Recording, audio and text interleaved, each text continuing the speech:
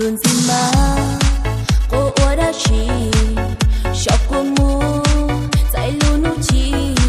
dọn đi chi ha đâu tê tu nè ua chi nhỏ có yêu máu chi luôn gì mà khó có tu kê còn người trong cha có trong gờ dặm mai tiền nó chỉ trong giá ta chỉ mua tu lu lo yên chỉ tu luôn gì nơ mò chỉ thắc qua mò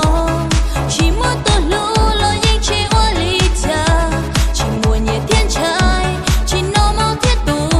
chỉ mua nụ lu có lo chạy chùa có ni có gì luôn gì nơ mò đâu sẽ cứ nhiều nhưng mỗi nụ yêu mỗi tu lu có tiền chỉ ta yêu khe khe để kề lu qua đây người ta chạy chín trái để em ấy thường đâu thì chia chín trái em ấy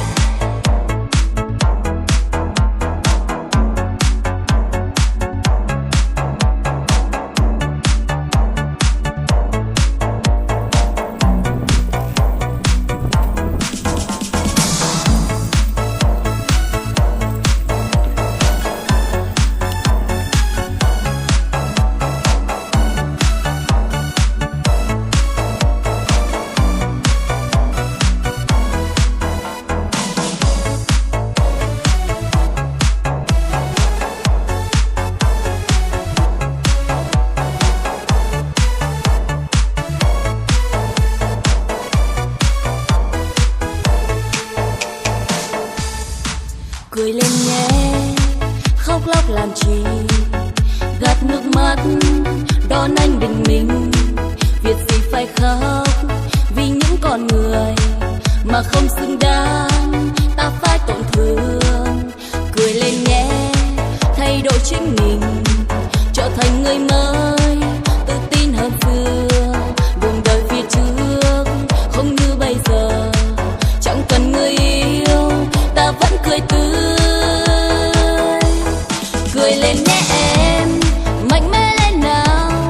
tự tin vững bước ta sẽ có ngày thành công không tiền tiêu mới lo không gạo cơm mới sợ chẳng còn ai thương ta thì vẫn còn cha mẹ bên ta cười lên nhé em phải có kiếm tiền rồi một ngày đâu đó có ai đó thương em thật lòng việc gì phải quan tâm và lo sợ em ấy tình yêu có giết ta phải đắn đo làm gì con gái hiện đại không ngại em ấy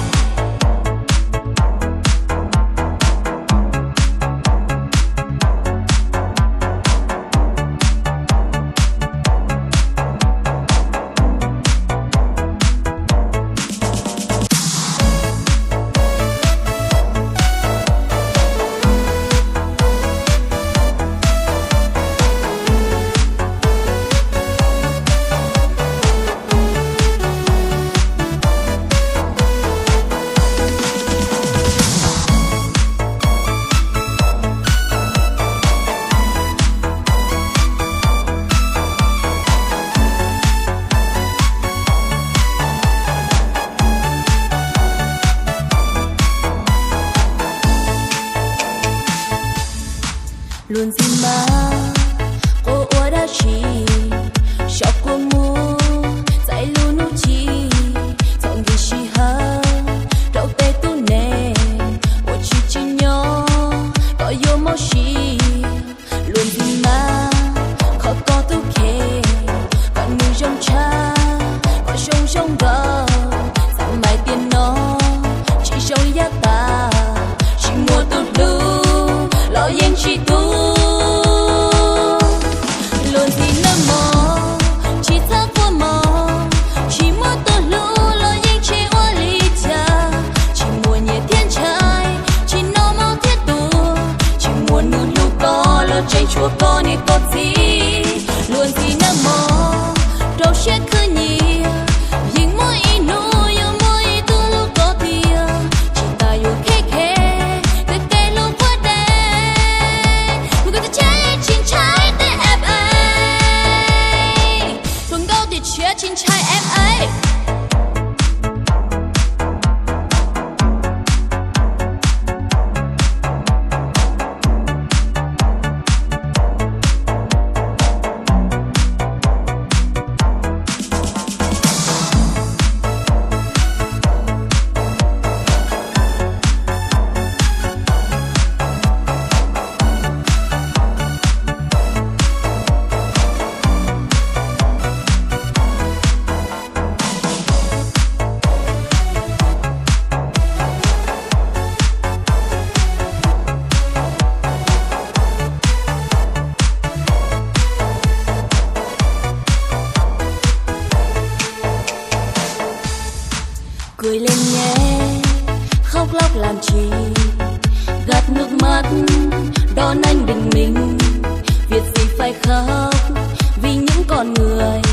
mà không xứng đáng ta phải tổn thương. Cười lên nhé, thay đổi chính mình, trở thành người mới, tự tin hơn xưa. Đường đời phía trước không như bây giờ, chẳng cần người yêu ta vẫn cười tươi. Cười lên nhé em, mạnh mẽ lên nào, tự tin vững bước ta sẽ có ngày thành công. Không tiền tiêu mới lo, không gạo cơm mới sợ, chẳng còn ai thương ta thì vẫn còn cha mẹ bên ta. Cười lên nhé em, phải có kiếm tiền, rồi một ngày nào đó có ai đó thương em thật lòng. Việc gì phải quan tâm và lo sợ ép ấy, tình yêu có giết ta phải đắn đo làm gì. Con gái hiện đại không ngại ép ấy.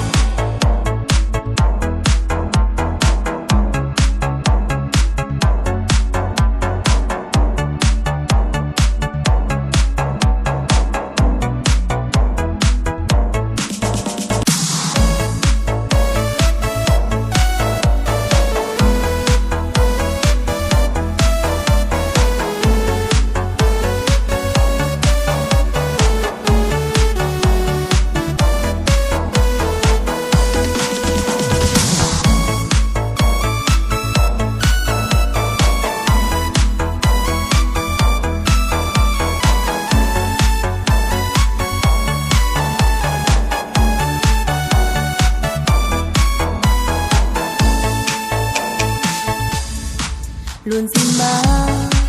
cô ủa đã chỉ cho cô mua dạy luôn nụ chi dọn đi chi ha đâu tê tu nè ủa chi nhỏ có yêu máu chi. Luôn gì mà khó có tu kê còn mùi trong cha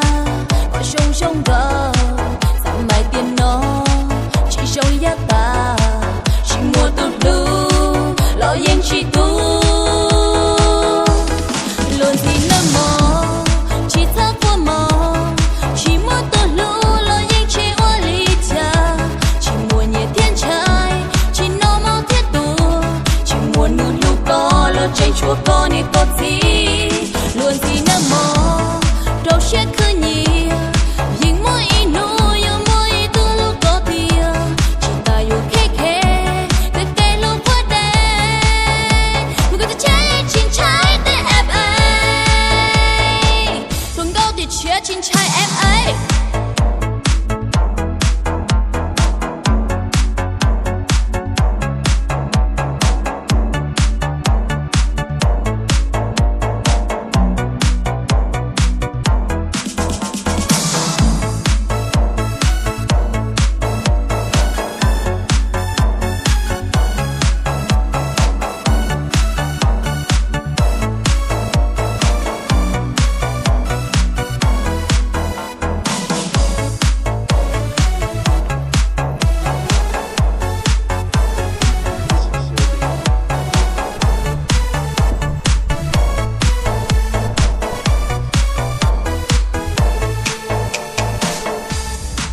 Cười lên nhé,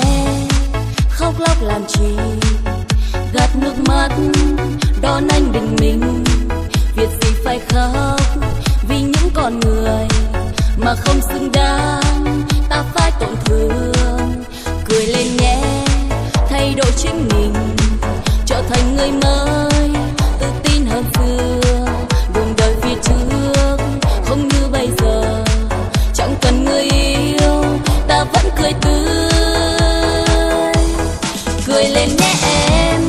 mạnh mẽ lên nào, tự tin vững bước ta sẽ có ngày thành công. Không tiền tiêu mới lo, không gạo cơm mới sợ, chẳng còn ai thương ta thì vẫn còn cha mẹ bên ta. Cười lên nhé em, phải có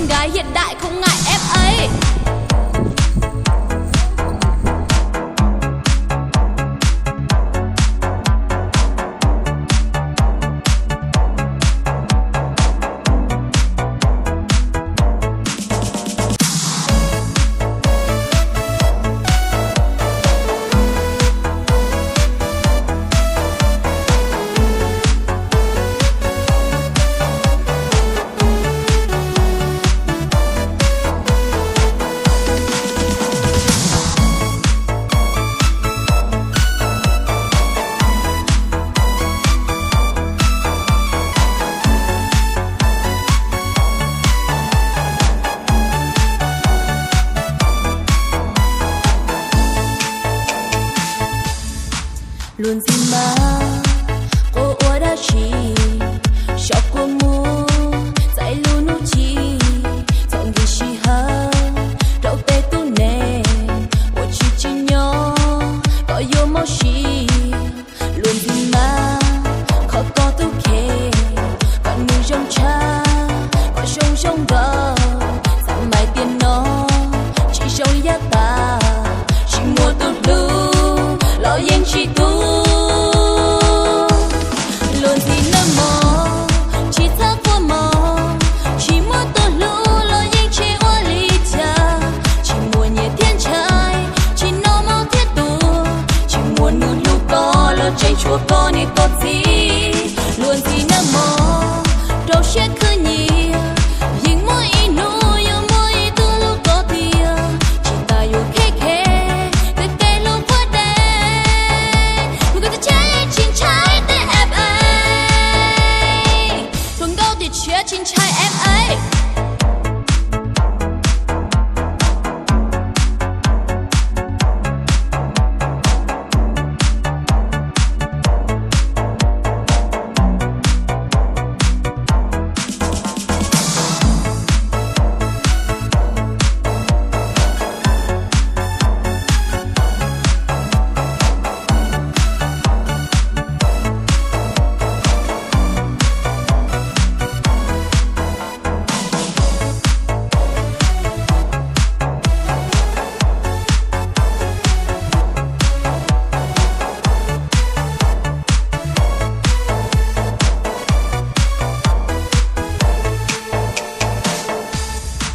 cười lên nhé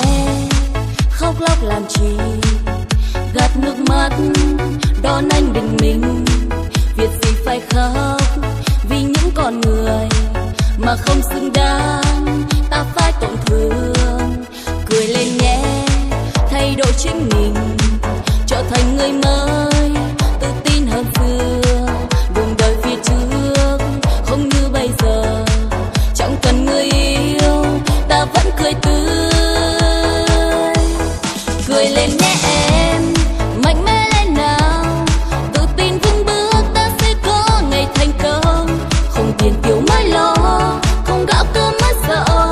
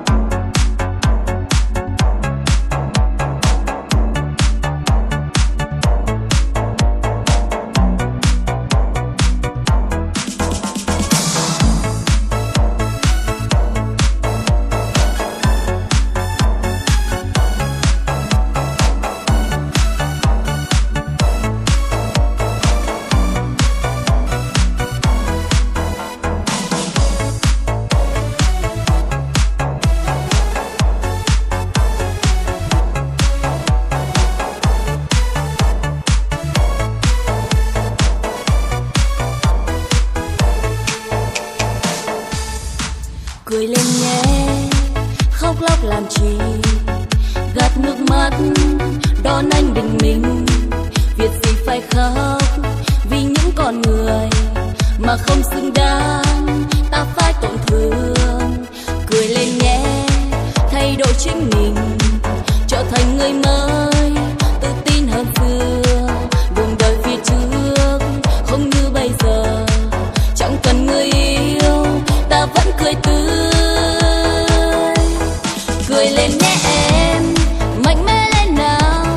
tự tin vững bước, ta sẽ có ngày thành công. Không tiền tiêu mới lo, không gạo cơm mới sợ, chẳng còn ai thương ta thì vẫn còn cha mẹ bên ta. Cười lên nhé em, phải có kiếm tiền, rồi một ngày nào đó có ai đó thương em thật lòng. Việc gì phải quan tâm và lo sợ ép ấy, tình yêu có giết ta phải đắn đo làm gì. Con gái hiện đại không ngại ép ấy.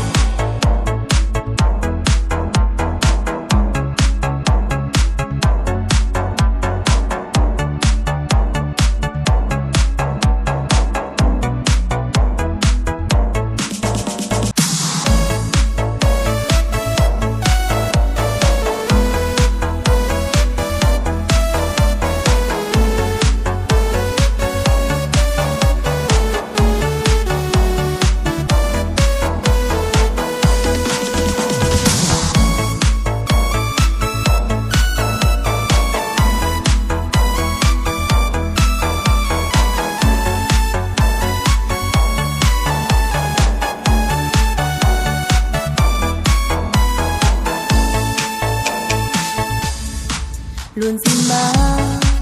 cô ua đã chỉ cho cô mua dạy luôn nụ chi dọn đi chi ha đâu tê tu nè ua chi chi nhỏ có yêu máu chi. Luôn gì mà khó có tu kê còn người trong cha có trong gờ rằng mai tiền nó chỉ trong giá ta chỉ mua tu lu lo yên chỉ tu. Luôn gì nơ mò chỉ thắc vô mò chỉ muốn tu lu lo yên chỉ oa li cha chỉ muốn nhẹ thiên trai chỉ nó mau thiết tu chỉ muốn nụ lu có lo chạy chua có ni có gì. Luôn gì nơ mò đâu chết cứ nhiều nhưng mỗi nụ yêu mỗi tu lu có tiền chỉ ta yêu khe khe để kê lu qua đây người ta chạy chín trái để em ấy luôn có thể chia chín trái em ấy.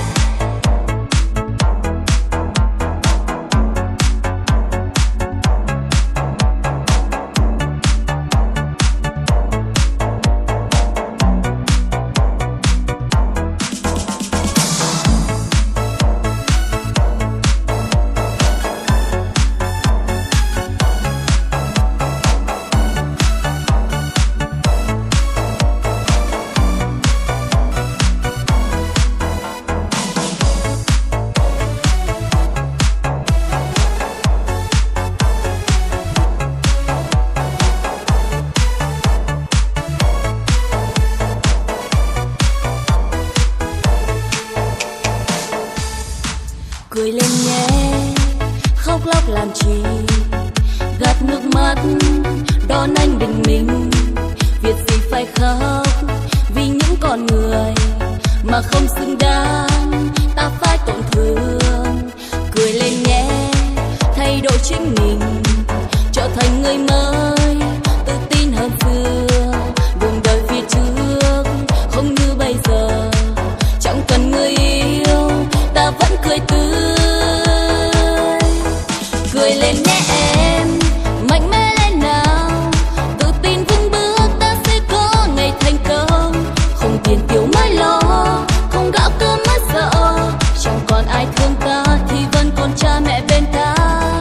Cười lên nhé em, phải có kiếm tiền, rồi một ngày nào đó có ai đó thương em thật lòng. Việc gì phải quan tâm và lo sợ ép ấy, tình yêu có giết ta phải đắn đo làm gì.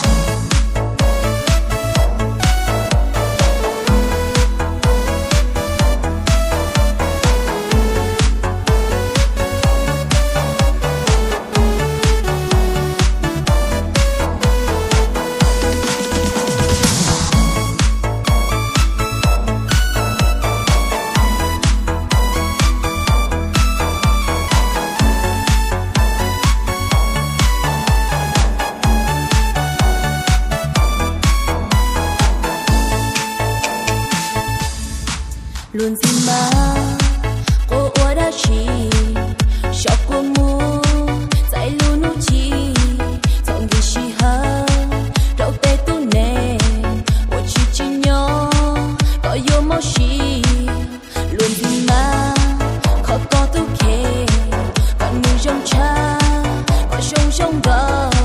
rằng mai tiền nó chỉ trong giá ta chỉ mua tu lu lo yên chỉ tu luôn gì nơ mò chỉ thắc qua mò chỉ mua tu lu lo yên chỉ oa li cha chỉ mua nhẹ thiên trai chỉ nó mau thiết tu chỉ mua nu lu có lo chạy chùa có ni có gì luôn gì nơ mò đâu sẽ cứ nhiều nhưng mỗi nỗi yêu mỗi tu lu có tiền chỉ ta yêu khẽ khẽ để kể lúc qua đây người ta cháy chín trái để em ấy thuần gấu thì chia chín trái em ấy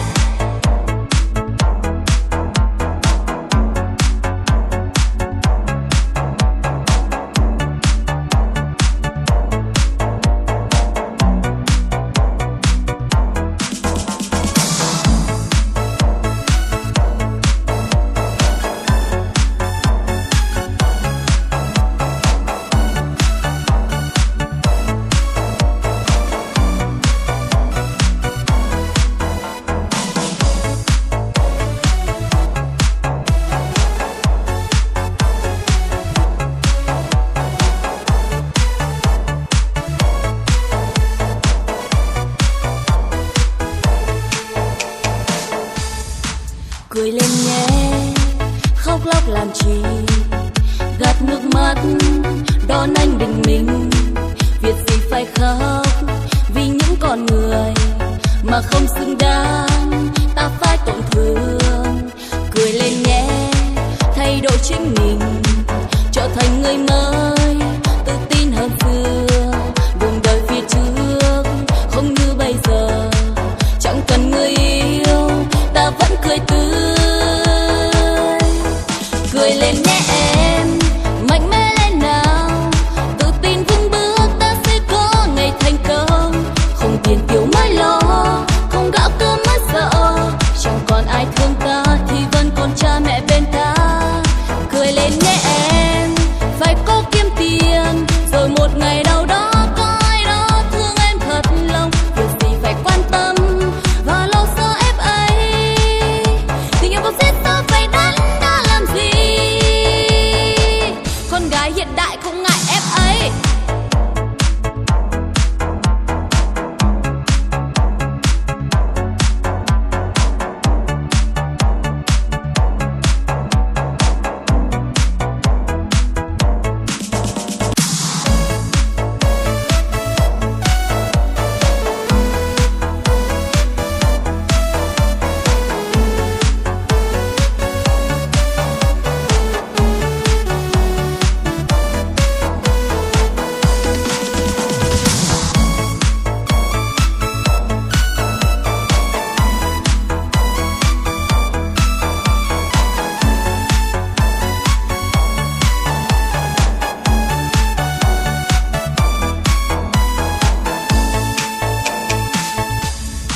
luôn gì mà cô ua đã chỉ cho cô mua dạy luôn nụ chi dọn đi chi ha đâu tê tu nè ua chi chi nhỏ có yêu máu chi luôn gì mà khó có tu kê còn mình trong cha có trong gờ rằng mai tiền nó chỉ trong giá ta chỉ mua tu lu lo yên chỉ tu luôn gì nơ mò chỉ thắc qua mò chỉ mua tu lu lo yên chỉ oa li cha chỉ mua nhẹ thiên trai chỉ nó mau thiết tu chỉ mua nu lu có lo chạy chùa có ni có gì luôn gì nơ mò đâu sẽ cứ nhiều nhưng mỗi nỗi yêu mỗi tu lu có tiền chỉ ta yêu khẽ khẽ để kể lúc qua đây người ta cháy chín trái để em ấy thuần gấu thì chia chín trái em ấy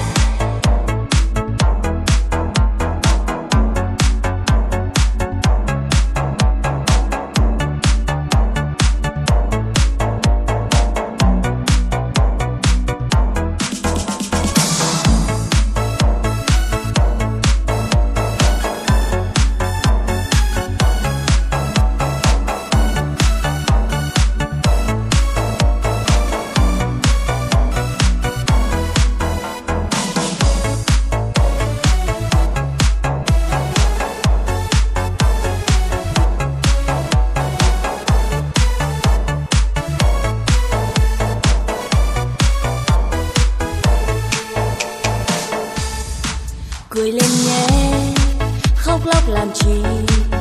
gạt nước mắt đón anh bình minh. Việc gì phải khóc vì những con người mà không xứng đáng ta phải tổn thương. Cười lên nhé, thay đổi chính mình, trở thành người mới, tự tin hơn xưa. Đường đời phía trước không như bây giờ, chẳng cần người yêu ta vẫn cười tươi. Cười lên nhé em, mạnh mẽ lên nào, tự tin vững bước ta sẽ có ngày thành công. Không tiền tiêu mới lo, không gạo cơm mới sợ, chẳng còn ai thương ta thì vẫn còn cha mẹ bên ta. Cười lên nhé em, phải có kiếm tiền, rồi một ngày nào đó có ai đó thương em thật lòng. Việc gì phải quan tâm và lo sợ ép ấy, tình yêu không biết ta phải đắn đo làm gì. Con gái hiện đại không ngại ép ấy.